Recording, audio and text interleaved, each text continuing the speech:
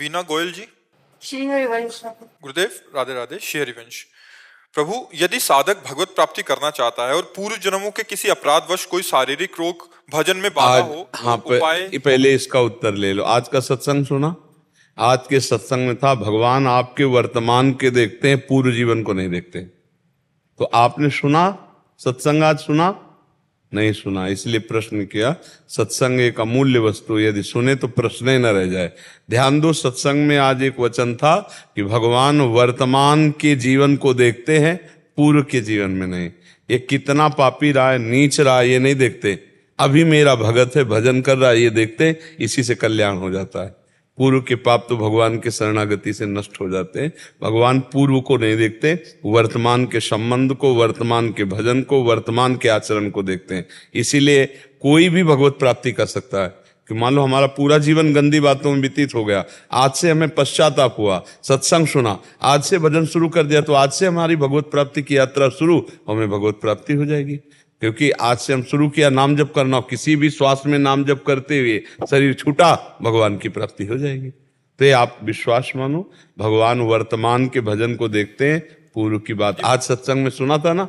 हाँ, सत्संग अगर ध्यान से सुनो तो काफी प्रश्नों का उत्तर सत्संग में मिल जाएगा। और शारीरिक रोग हो तो महाराज जी भजन में जो बाधा होती है पूर्व के कर्मों के अनुसार, तो उससे मुक्ति करके कैसे? नहीं, शरीर में ज्यादा प्यार करने से परेशानी होती है। 3 बच्चे हैं ना, इसलिए उससे भी मुझे पाप ही लगा होगा। मैंने ये कह रहे हैं कि अभी शारीरिक कष्ट या रोग प्रकाशित हुआ है। हाँ, पर सबका पालन पोषण भगवान करते हैं। मान लो जिनके माता पिता पधार जाते हैं तो उनकी संतानें ऐसा थोड़ी कि वो बड़ी नहीं होती, उनका पालन पोषण नहीं होता, वो फुटपाथ में आ जाते हैं, ऐसा नहीं। भगवान सबका यथा योग्य कर्म के अनुसार भरण पोषण करते हैं। जितना आपसे बन सके उतना कीजिए, नहीं आप देखिए अपने आप सब होगा। भगवान अपने आप पूरी सृष्टि का पालन पोषण कर रहे हैं। आपके तो 3 बच्चे हैं, भगवान के तो तीनों लोक के बच्चे हैं, सब तीनों लोक का पालन करने वाले स्वामी हैं। तो आप चिंता मत करो, नाम जप करो। और शरीर के दुख सुख तो भोगने पड़ते हैं।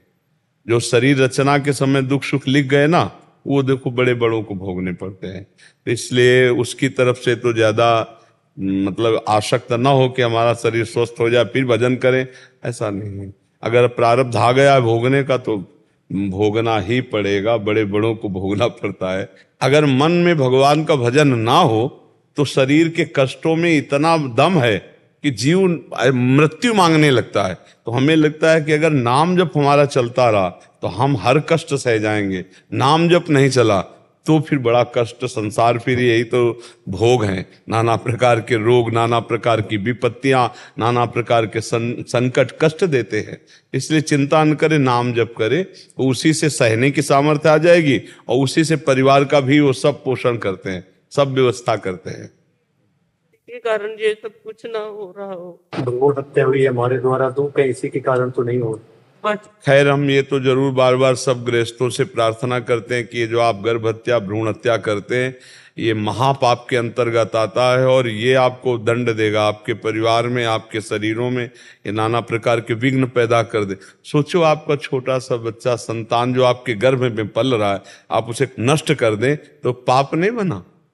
आपके आंगन में बच्चा खेले, एक थप्पड़ कोई मारे आके तो आपके कलेजे पे लगता है, और आपका बच्चा जो गर्भ में खेल रहा है आप उसको नष्ट करवा रहे। तो ये गलतियां सत्संग ना होने के कारण, संयम ना होने के कारण और नाना प्रकार की कुमार्गगामी प्रवृत्तियों के कारण, जैसे बच्चे मर्यादा से नहीं रह रहे हो, कभी ऐसा दोष हो गया तो फिर अब गर्भ हत्या करवाना, भ्रूण हत्या कराना, या संयम से गृहस्थ नहीं रह रहे, उनको संतान की आवश्यकता नहीं, असावधानी की, गर्भ रह गया अब उसको नाश करवा देते। ये महत पाप है, महापाप है। मतलब भगवान ही रक्षा करें। ये ऐसे पाप हैं कि वो तुम्हारे पूरे परिवार में अशांति पैदा करे रहेंगे। उनका मतलब बल बहुत विचित्र है। जैसे सोता हुआ कोई पुरुष, उसकी हत्या करना, गर्भ स्थित बालक की हत्या करना, किसी सोती हुई स्त्री की हत्या कर देना, ऐसे कई ऐसे महापापों में, ब्रह्म ऋषियों की हत्या कर देना, महापापों में आता है कि ये बहुत दंड देने वाले, गौ हत्या, ब्रह्म हत्या, ये सब बड़े बड़े पाप हैं। तो भ्रूण हत्या का पाप तो है ही। तो भगवान का भजन करती हो, अगर बन सके तो श्रीमद् भागवत का साप्ताहिकी पाठ करवा ले। मर्जी से नहीं किया। परिवार में रहते हुए तो मजबूरी में देखो, 3 को पाप का हिस्सा बराबर मिलता है। एक प्रेरक, करो ऐसा, और एक कर्ता जिसने किया, और एक अनुमोदन, बहुत बढ़िया किया। तीनों को बराबर दंड मिलेगा, पाप का बराबर दंड मिलेगा। तो अब ऐसा नहीं है कि कोई हमको प्रेरित करे हम पाप कर्म करें। बहुत सावधानी रखना चाहिए। जीवन निष्पाप भी तो हो सकता है। मान लो आप गृहस्थ में हो तो ऐसी सावधानी रखो कि गर्भ ही ना हो, संयम से रहो। जब आपको बच्चा नहीं चाहिए तो संयम से रहो। अब बेमतलब में आप जीव हत्या करोगे तो फिर उसका दंड तो भोगना पड़ेगा ना। चाहे बाहर आ जाए तो वो बच्चा है, गर्भ में है तो बच्चा है ना। अब उसको मारने का मतलब उसको ज्यादा पाप लगता है। जैसे बच्चा है, वृद्ध है, सोता हुआ कोई, इनको ज्यादा पाप लगता है। क्योंकि जैसे बच्चा है असमर्थ है, वृद्ध है असमर्थ है, सोता हुआ पुरुष या स्त्री असमर्थ है, आप उस समय मारने का जो तो बहुत बड़ा पाप लगता है। तो ये घर गृहस्थियों में प्रायः ये अपराध तो बन ही जाता है। कोई बिरला ऐसा होगा जो थोड़ा विवेकवान पढ़ा लिखा तो ऐसे संयम से, ऐसे सावधानी से कि गर्भ ही ना रहे, हमें नहीं चाहिए तो गर्भ ही ना रहे।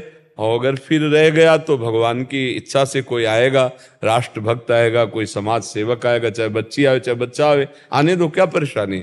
और जब यह है कि हमें नहीं चाहिए तो आपको सावधान रहना है।